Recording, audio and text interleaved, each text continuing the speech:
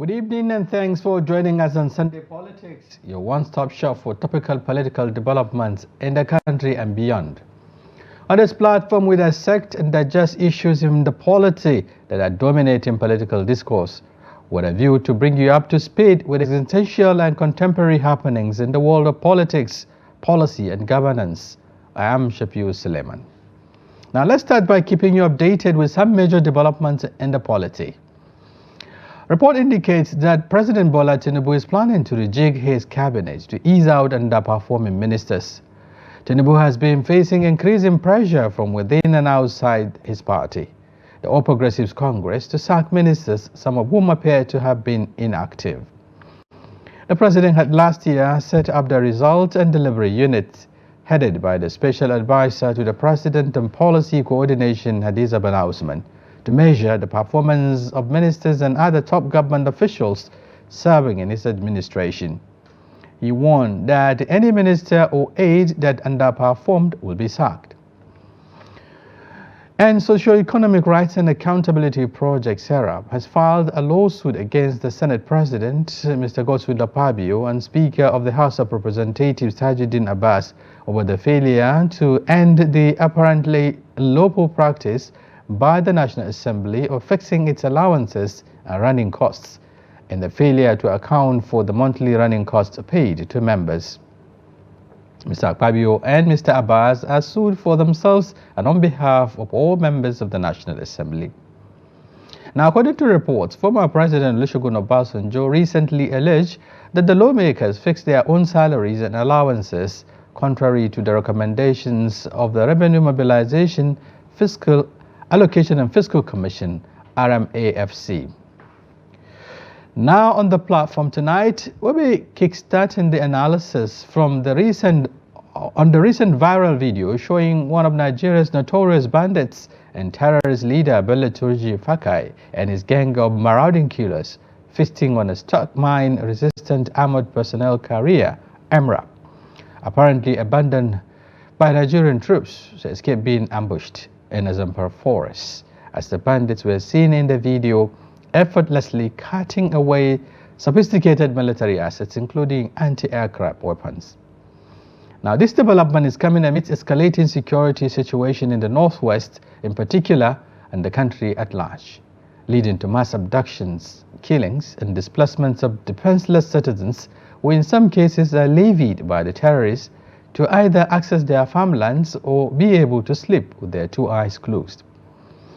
We'll also be taking a look at the reported directive by the State Minister of Defense, Bello Muhammad, for the relocation of the military command structure to the volatile northwest region with the aim of coordinating a decisive response to the deteriorating security situation by eliminating the emboldened terror groups. And we have in the studio tonight, to do justice to the topic, a retired wing commander in the Nigerian Army, Musa Salmanu. Together, we'll be navigating through the issues and how they affect the general well-being of the people. Thank you for coming on the show. Thank you so much. Thank you for having me, and good evening, Nigerians. Just a point of correction is right. The Nigerian Air Force. Nigerian Air Force. Thank you. That's so right. much. Yes. We will now take a break, and when we return, our conversation begins. Stay with us.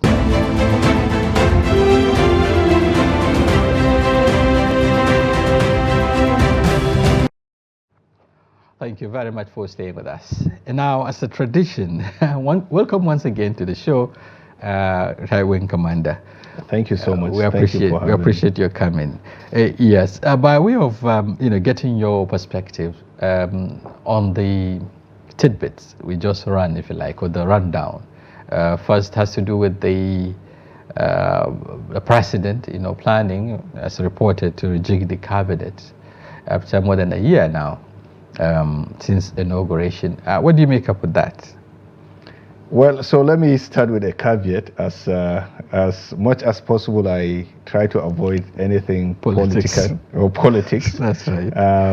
One, because for so many reasons, but just as a public commentator and as an interested Nigerian, it's very important in every segment or in every organization that from time to time you actually take a deep look into your vision, especially as a leader, and those that you have put that trust to help you achieve that vision or dream.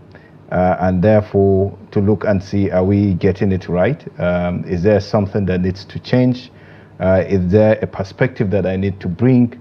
It's a kind of stock taking. Right. So it's normal. It should be done from time to time. And if the president has decided that it's time to do that stock taking, I think it's a welcome development. All right. Okay. Let me get your take on the second issue. Now, the issue around this lawsuit by the SERAP concerning the running costs of the Senate leadership, the National Assembly leadership, and of course, members of the National Assembly. There has been concerns around the secrecy surrounding this emoluments. There have been conflicting figures as to how much each lawmaker gets. At some point, you're talking about 21 million. Some say 24 million. Some say 80. Continuously we have varying figures. On the public in the public space, but now this civil society organization has taken it upon itself to take the leadership of the National Assembly to court, perhaps to unfold, if you like, or unravel the mystery behind this. Well, I think let's look at it as something that the fundamental basis of democracy is openness, is transparency, is accountability. We are running a democratic system of government, and so citizens have a right to know certain things, and that is the reason behind acts like the Freedom of Information Act, where citizens can write and to find out what is happening in governance and how the common wealth is being dispensed and so on. So I think it's kind of pushing the frontiers of this transparency. I've seen also there have been press releases by the National Assembly leadership on the real amount which they collect. It has been a topic of speculations. We have had in the past certain members of the National Assembly themselves coming out to say that this is what we earn.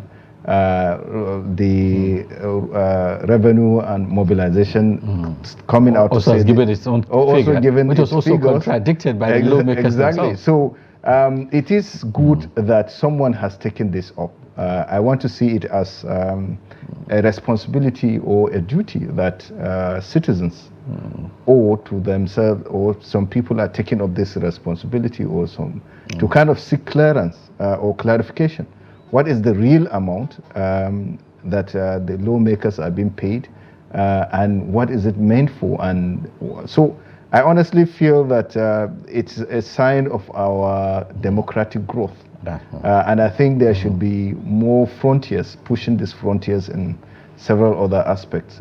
Governance must be transparent, must be accountable, both as individuals in our individual lives, but more so, or especially if we are in the public life or public domain and are representatives of the people, whether in the executive, the judiciary, or the legislature. So I see this as a kind of holding people accountable, and I think it's a good thing. It's a good step, and I look forward to more of this. People asking more questions, people asking for those in position of leadership to account for certain things. Right. It's for the good of everyone. Right. Okay. Coming back to our talking point, issue of security, which is fundamental. Now, the North, so to speak, or the Northwest in particular, has been in the news for quite some time now as a result of security situation now, right? In spite of efforts to address the problem, it appears escalating, from mass kidnappings, for ransom, and then, displacement of local communities and so on. It appears there is almost absence, if you like, of, is it governance or security presence in those localities where you find, bandits almost taking charge of the communities, leaving them, parading themselves without any fear. Even taking selfies and videos and all of that. As a security aspect, how do you view this situation? So it's first of all, upfront, it's not a palatable sight. It's not something that anyone would wish for, because it undermines the basis of governance and the state itself, having the monopoly of the means of violence, and ensuring that there is that social contract where the state, in return for the allegiance and so on that people give, the state has a responsibility to protect. In fact, a primary responsibility. Exactly. Because, beyond, it is the number one responsibility: security and welfare of the citizens. Exactly. So the fact that if you see that there's a breakdown in that, and that each part or one part of that contract or the social contract is not delivering per se, then it's something to worry about. Especially as it pertains to the Northwest. This is something that was seen long coming, because the dictum that without development there is no peace, and without peace that there's no development. You find out that based on indices, this is something that analysts have seen long coming, long before it happened. So it's a product of negligence, is that? Well, successive policy makers, successive governments at all levels have not performed in a way that could have avoided where we are today. I mean, the fact violent conflict itself is just the iceberg. Is behind or underneath it is that bigger reason or causative factor that say that. So this is just what we are seeing. It's the end product. Yes, it's just an effect of what has been there, and underlying factors that have led us to where we are. But be that as it may, that when this comes out, it shows that it has reached a situation whereby something has to be done immediately to, if I call it as a similitude of fire, to quench that fire. Before we start looking at what are those things that the missing links. Yes, exactly, that combustion that set the fire on. So for now is how do we ensure that stop the bloodshed. We stop the bloodshed, we stop the displacement, we stop everything that is there, the extortion and everything, the lawlessness, and now ensure that after that we can now clear everything and now see how we bit by bit these issues can be eliminated. Right. Looking at the tracing the problem, some would say it started just like you said, it's snowballing. At some point, it was about banditry, about more of cattle rustling and so on, and then it's continued to metamorphose to full-blown now terrorism, if you like, because it's about it's no longer about rustling cows. Yes. It's no longer about displacing farmers, but it's about large-scale criminality. And all of this has, there must be fueling factors, what fuel this crisis. It can't happen without perhaps supplies in terms of weapons. It can't happen without supplies in terms of drugs. It can't happen perhaps without, connivance, either within or without, from outside also. How did you see, or how would you rate the management of the situation by the authorities concerned? So you see, every crime or every situation mops up into from something very small. If it is not taken, if corrective measures are not taken, then it snowballs into something bigger. Crime usually starts with kind of testers, if I'll call it that way. People start by picking things up, just minor things, and if nothing is done, then they increase the tempo and the intensity. Now, if that nothing still is, they feel that they can get away with it, people test the will of the state to respond effectively. So for a very long time, we have when I say we, as a community, as a state, or as a citizens, country, right. We have allowed for a long time for people to get away with crimes. No matter how small they are, they start small. People test the will of the state to respond. And if there is no any effective response, they escalate. When they escalate, it's just like you showed the trajectory. It started with from rustling, cattle rustling, then communal conflict, then some few outlaws taking up arms and saying that they're doing. But now it's leading into insurgency. People carving territories or trying to carve territories for themselves and become the warlords or the kind of controlling or trying to control those ungoverned spaces, those territories for themselves.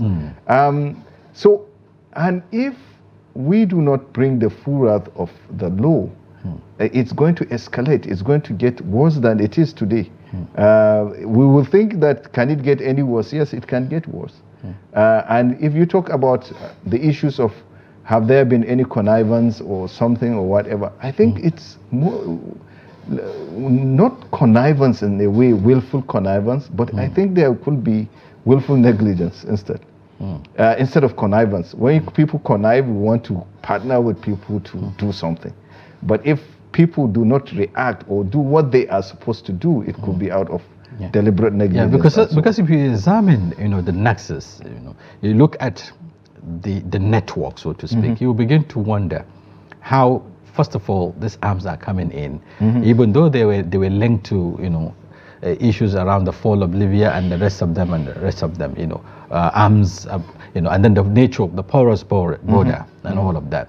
But we are also, like some of the bandits say, if you listen to some of those videos they do, I listened to one saying that, by the way, he was asking, I think, a journalist that, do you think that AK-47, grown, just like you find maize grown in the market? So what is questioning the intelligence? Now, how do you think this will come? These things are coming into? So the issue of small arms and light weapons, it's a real issue. It's something that has been there, and it's really a big issue in this part of the world, sub-Saharan Africa, but specifically in the Sahel and down to where we are. Yes, there are the factors, the external factors, the issue of, like we said, the crisis areas in the Sahel, including Libya, and when up to the fall of Muammar Gaddafi and the small and light weapons that were there. But also one factor that we are forgetting is the other two factors actually. One is the internal or local production of that. You mean AK-47, for instance? Well, even if it's not AK-47, AK-47 is just one aspect of. Then there are others that there are local manufacturers, but there are also those, like you saw in that video, that are gotten actually from state actors. Because like in this case. So what happens is that sometimes they come ragtag without anything. Then they are able to ambush, or by way of overpowering or something, or overrunning a location, they get stock of weapons. They add to their armory. Now, by the time we saw that happen with Boko Haram, by the time they do that continuously, it does two things. It builds their armament and capacity. Then it also builds their confidence. That they can actually dislodge. That they can actually dislodge security forces. And what it does also on the other side, conversely, is that it diminishes or reduces morale of the forces, security forces. And so therefore, you find out that, yes, Libya is there, porous borders and the rest, but there are these factors that are within. Is it a failure of tactical, operations or plans, a military cycle, all of this have to be studied properly. Terrain, for instance, like looking at what happened with the seizure of this MRAP, largely has to do with, yes, it's a rainy season and the terrain is terribly bad and all of that. But then I thought military personnel officers or personnel like this would have had the training that, okay, at this point in time, this is what we do. These are the kind of logistics we move in, and this is how we approach perhaps the terrain. So two things happen here. First, every military fights with what it has. When a fight is brought to you, you don't wait and say, oh, well, this is the perfect weapon for this fight is ABC. Right. Now, if a fight comes your way, you fight first with what you have while expecting what you want to be there. Sometimes it comes, sometimes it doesn't. So you have to improvise and you have to use a lot of initiative.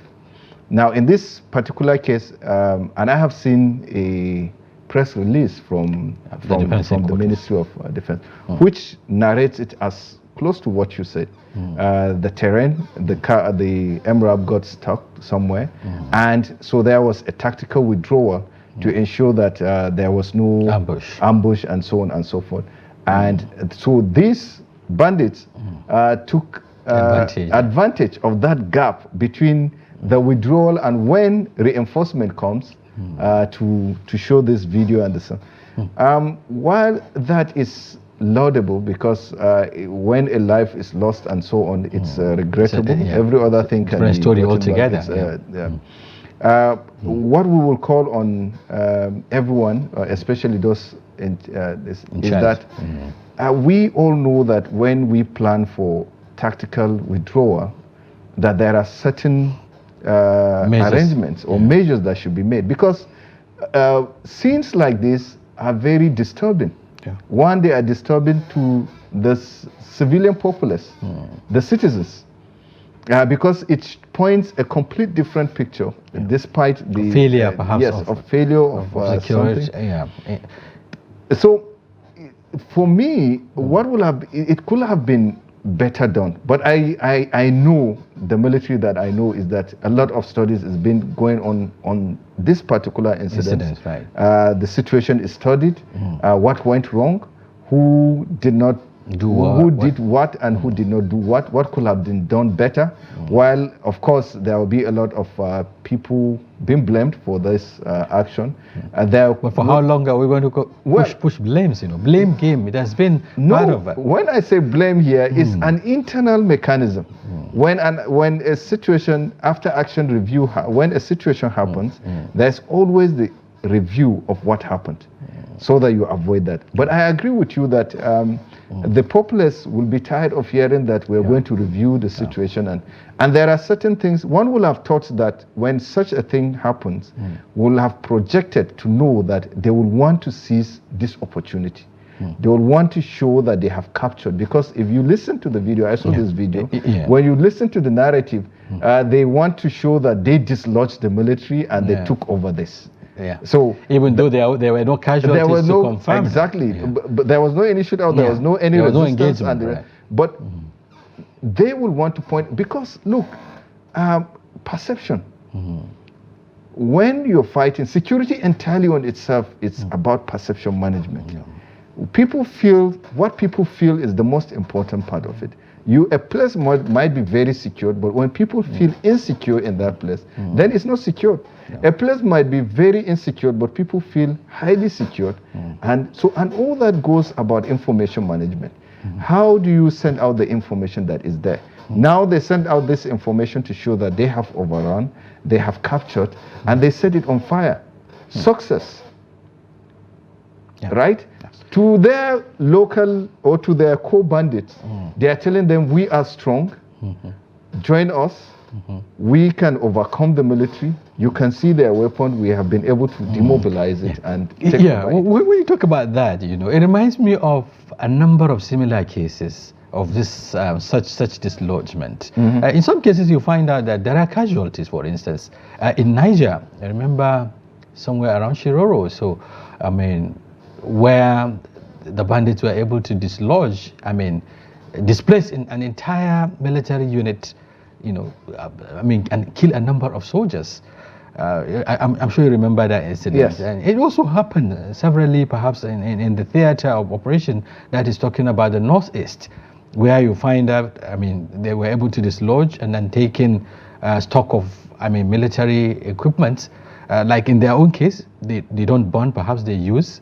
But in the case of the 2G guys, you know, they were heard in the video saying they should set it ablaze, and they did that. You see, that's before I go into the why they are acting this way in a different way. They are, but if we allow it, they will get there.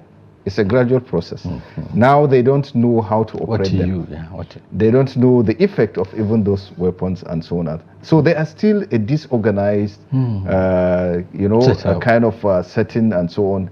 But if they, you know, gradual successes, if they see that they're able to gradually get into this, they will start looking at, okay, if we capture this, can't we use it? You heard in that video they were saying, they were talking about the small arms. Right.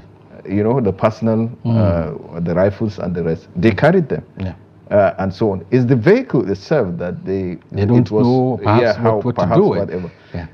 But what this does is to encourage them and to motivate them, and they think, or they start feeling that they can actually become or even achieve better successes or greater success. Yeah, you talked about, I mean, reinforcement earlier, because some will begin to wonder whether there is disconnect in terms of the operations now. There are, I mean, the air component of this operation, you know, ought to have come to the rescue. For instance, we've seen, you know, a number of some of these aircrafts flying around and all of that, and then a situation where I mean, such things happen. Some would expect that there should be some sort of communication and then a rescue, sort of. So, you know, first, that's for us out here, there's a limit to what we know. So most of the analysis will be based on what ought to be done. Yes, I agree with you that there should have been, if you are withdrawing, first of all, when it becomes eminent that you have to withdraw tactically, maybe as this car, the truck got stuck. First of all, it's surprising that it's only one, or it's just one that, because if it gets stuck, the first thing you try to do is to recover it. Now, so questions have to be asked. Was that the logistics of being able to recover that or not? Did they try to do that and perhaps maybe they failed? If they tried and they failed and it became apparent that they have to leave that truck there, the AMRAP there, what did they do in terms of disabling it? Kind of removing all what can be useful to the... So you can see that, I mean, coming from the non-state actors, now, after taking the armaments, they've realized that, okay, there is no point leaving it. They set it ablaze, for instance. Yes, and so those are the things that you kind of try to... Because, honestly, this video going out there is a morale booster for the bandits. Remember, we have seen them on social media and the rest, so they watch the news. For any insurgency, because this is what this is turning to, or all this type of violence and so on, information or news or information actually is what keeps them. They want to the kind of propaganda. That's the oxygen actually, because everybody in time of this warfare, everybody is fighting for the control of the population. Who will the population trust more? Government security forces or the insurgents? Who will they, even if it's not trust, what do they trust?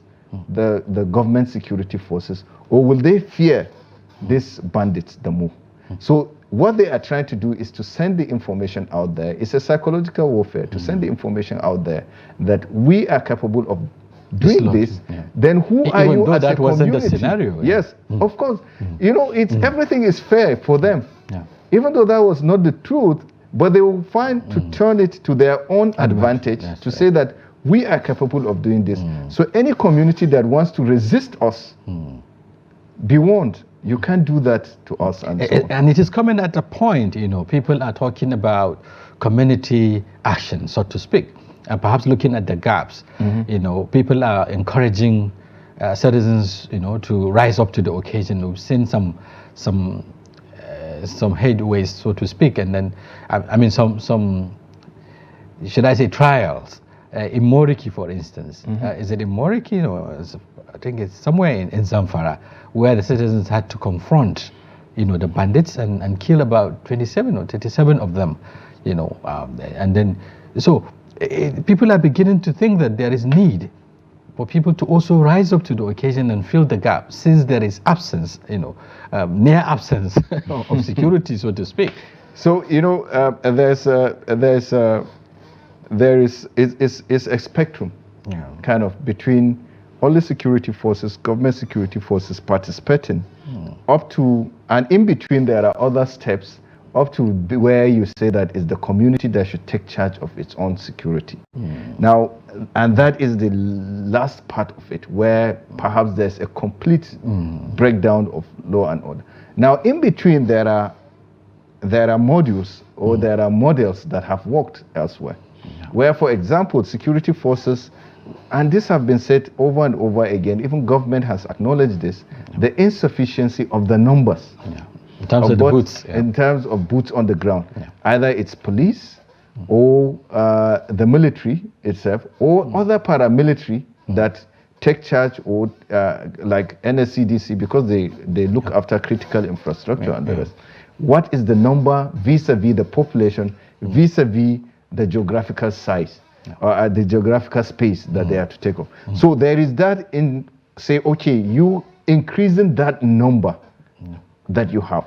Then there is the aspect of going slowly down towards community policing and saying that whereas you have that, there are mechanisms within communities that have helped, because one, the communities understand this terrain more better. The communities have a wider stake, or a more stake in what is happening in their own communities, and thirdly, sometimes they are even willing to participate also.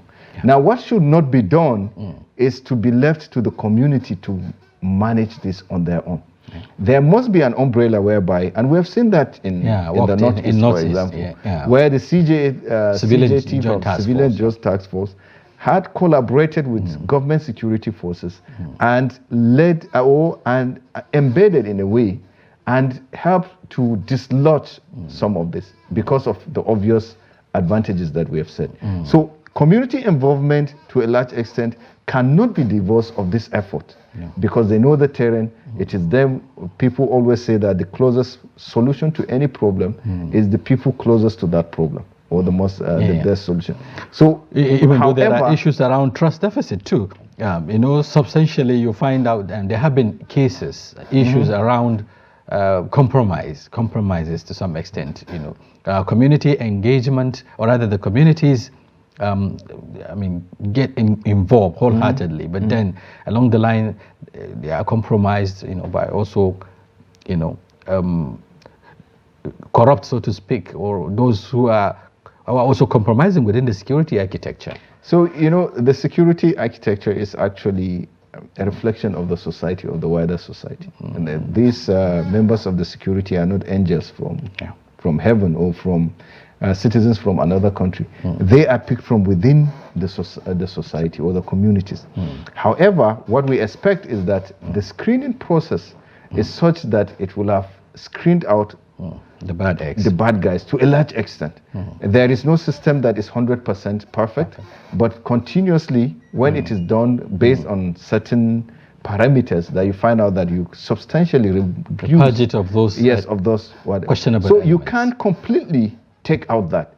However, what can be done is a better way of professionalizing in terms of recruitment and in terms of training and so on. So when you have, from where you have basically states the state security forces being the only ones, when I say state here, I mean Nigerian security forces, being the only ones prosecuting that, to where only the community, we have the middle ground, whereby communities or the arrangements, specific arrangements within the communities, either at the state level or at the local government or even at the community level, are being within the framework. Because once you allow them without setting guidelines and so on, within that guideline, within that framework, are able to work with this, with them, with the state security forces, to ensure that peace is brought back. normalcy is brought Right. back. Okay, before we begin to examine the response from the authorities, the state, I think it's about time we also expand the conversation by getting our viewers involved. You can call us on the lines, the normal line to call, and then share your thought with us. So I think we have, the line is already on your screen, so you can call and also share your perspectives. Looking at the response now, for the first time, so to speak, we've heard about relocating military command and structure during President Muhammadu Buhari when he came on board to the Northeast theater of operation. And we've seen what that has done. Now the Minister of State is replicating that, asking all the security chiefs and all of that to move to the Northwest, particularly, the hotbeds, Zamfara and Sokoto perhaps, to purge, to deal with this issue decisively. Is it coming rather late, some would say, looking at what has been happening over time? So, just hold it. Okay, I think we have a call.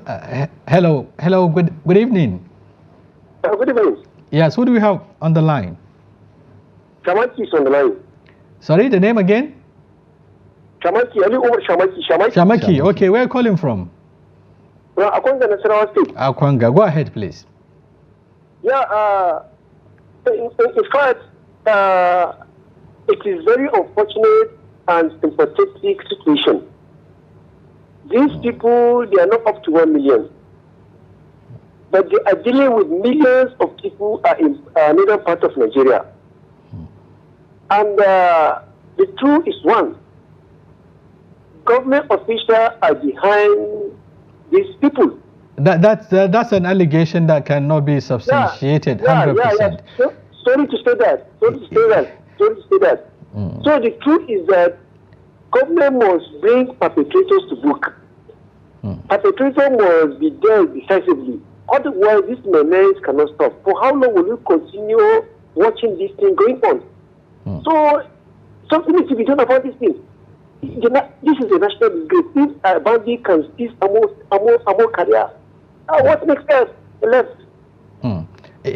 All right. Thank you, Shamaki, for your inputs.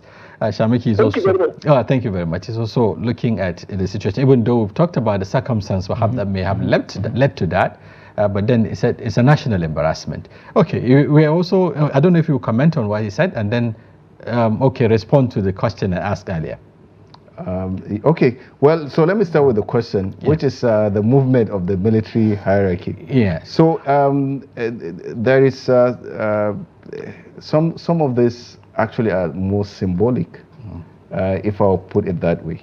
When something happens, leadership has to act in a certain way and so on.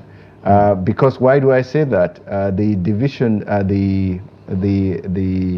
there was a specific division created by the army because of this. You mean the Operation Hadarindaji, or? Yeah, no.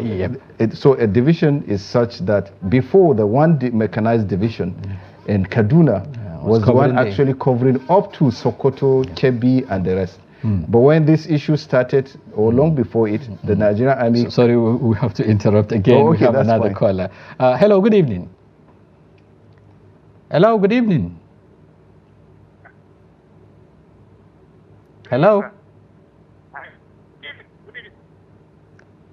Oh. Hello, sir. Oh, okay. Hello? Good evening. What's your name?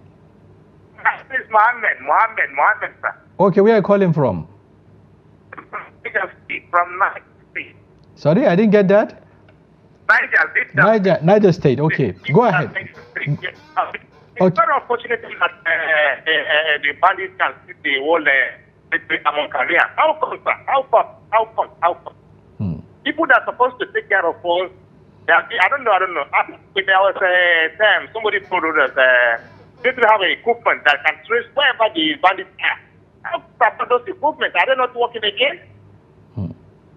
How the military we're having, they're not the same with the military we're having for the past years. I don't know if that protect the life and property of our country. What is going on? Is there war in Nigeria? And then we wake up, you hear badness, kidnapping, killings here and there. What is the problem? Thank you, sir. I remain Mohammed from Niger. Okay. Mohammed is also throwing a number of questions there, wondering how this will happen and all of that. Okay. So yes, like I said, the army, through its hierarchy, had created a lot of, there was a division that was created that would specifically take place for that. Then there was the Joint Task Force that brought in all components of the military and other state security forces.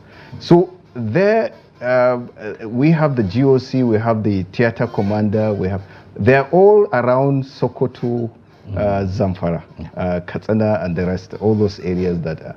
So yes, when the political leadership is involved and it goes there, there is the morale that it gives. When troops see their political leadership also interested in something, there's a special morale that it gives. But beyond that, what has to be done is to look at why are these things failing. That despite, for example, more of a house cleaning now. Yes, a kind of looking back inwards and so on. We have for a very long time, a lot of analysts have said that the military, we have really overstretched our military. The numbers are not growing, but the intensity of the operations have grown. The military is such overstretched that you can see this is a clear example of what is happening. That you don't have numbers, because what is supposed to happen is that if you get stopped, it should have been reinforced. You call for reinforcement, so not to withdraw. What it shows is that there is no sufficient number to beef up that number that is there, and so once there is that failure in terms of that ability to deploy more numbers, you find out that these gaps happen. Have been exploited. So it still goes to the fact that no matter the political the directive or what that we are going to make, there are certain things that are fundamental. We have to look at numbers. Numbers has a lot of things to do. And what are we doing about those numbers? We have to look at multipliers, force multipliers. You might not have the number, but technology can help out. And like you talked about air power, for example, air power could come into play that role, and so on. So we have to look at multipliers. What are we doing about that? Yeah, talking about intelligence failure too. We'll come to that, but I understand we have another caller. Hello, good evening. Good evening. Yes, who do you have on the line? Shetima Yakudima calling from Maiduguri. Okay, Shetima, go ahead. Honestly speaking, this to me, I do not believe on what I'm seeing on the screen. Because if this is reality, they cannot collect this ammo tank just like that, celebratively. Because there must be an exchange of fire. Why is the casualties? It is only the bandits surrounding the ammo tank. No any soldier injured at the side, nothing. There is there is no any evidence that to show there is a counter battle among the soldiers and the bandits. Yeah, but earlier, Shatima, earlier there were explanations and of course just information coming from the headquarters that the personnel there may have retreated, to avoid being ambushed or so. It wasn't a confrontational kind of situation. But the issue is how can they leave the ammo tank just without anybody guarding the ammo tank? They are trying to scare the Nigerian populace. That's a fundamental question. Thank you very much, Shatima. Thank you. You're welcome. Right. Okay. You're welcome. Shatima is raising a very fundamental question.